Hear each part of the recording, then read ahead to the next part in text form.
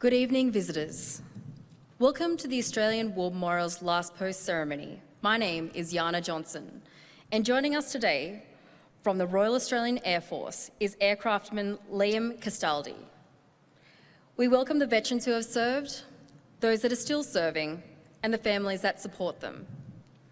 We acknowledge the members of RSL and Services Clubs Association, RSL Victoria and RSL Queensland who are watching the broadcast of this ceremony across Australia.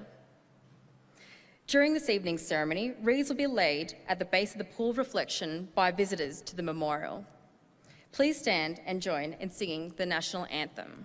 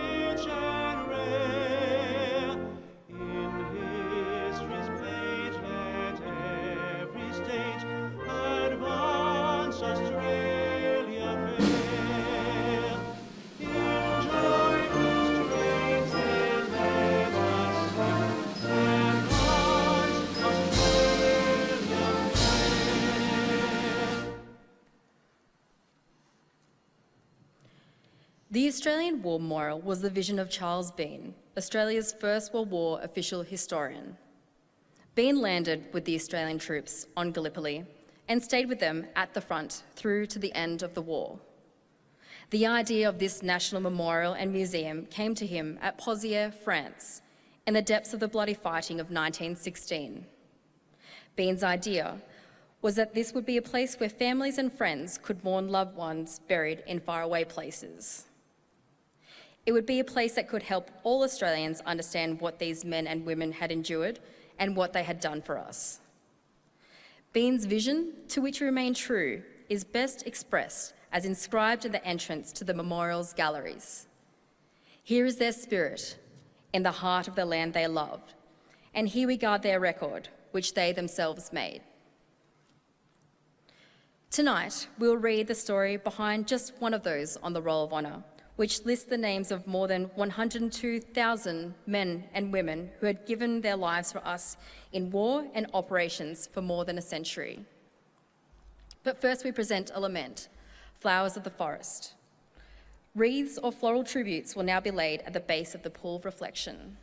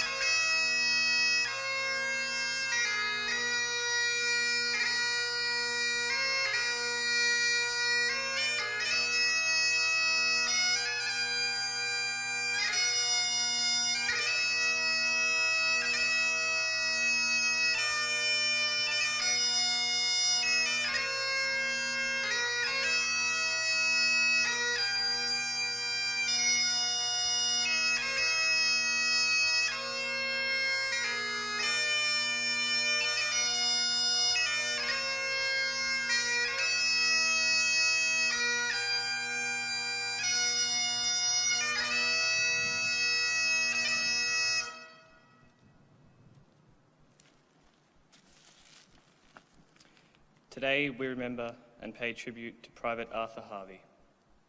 Arthur Allen Harvey was born on the 15th of March 1894 to Edmund and Georgina Harvey of New South Wales. Arthur was born on a property in Nevertire, and his father went on to become a grazer and property owner on the Macquarie River near Wellington. Arthur was schooled at home before attending the Manly Church of England Grammar School. He went on to work as a grazer, owning a property near Cobar called Coonabarra Station with his brother Veer. In 1915, Arthur and Veer enlisted in the Australian Imperial Force together. They were accepted for active service and entered camp to begin training. But less than a week later, Arthur fell ill. Over the next 3 weeks, his condition worsened, and on the 21st of August 1915, he died of bronchopneumonia and an associated heart condition. 2 days after his death, Arthur's remains were returned to his family for burial. The local militia and cadets formed an honour guard and fired 3 volleys over the grave. A few weeks later, an inscribed memorial was unveiled, again with members of the local militia, senior cadets, rifle club, and members of the local recruiting association present. Arthur's brother Veer continued training and was eventually sent to France to fight on the Western Front. Roughly 2 months after his arrival, he was shot in the head and killed instantly. The newspapers in Wellington reported that Mr. and Mrs. Harvey have thus given 2 sons to the Empire, and they will have the genuine sympathy of the whole community in the bereavement they have sustained. Private Arthur Allen Harvey, who had served for less than 1 month, died aged 21 years and 4 months. His brother Veer, Nelson Harvey, was 24. The names of Private Arthur Harvey and his brother Veer are listed on the Roll of Honour on my right, among more than 60,000 Australians who died while serving in the First World War. His photograph is displayed today beside the pool of reflection. This is but one of many stories of service and sacrifice told here at the Australian War Memorial. We now remember Private Veer Nelson Harvey, who gave his life for us, for our freedoms, and in the hope of a better world.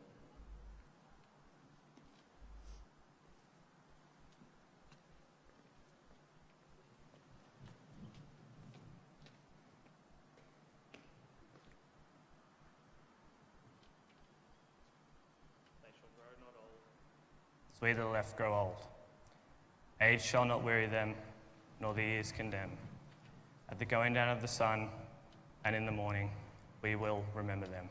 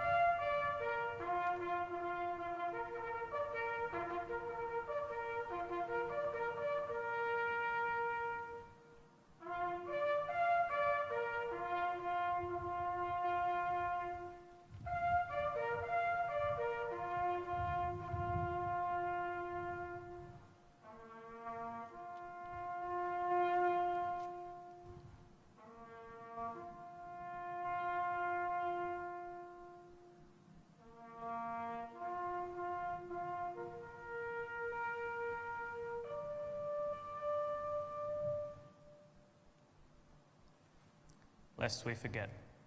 Lest we forget.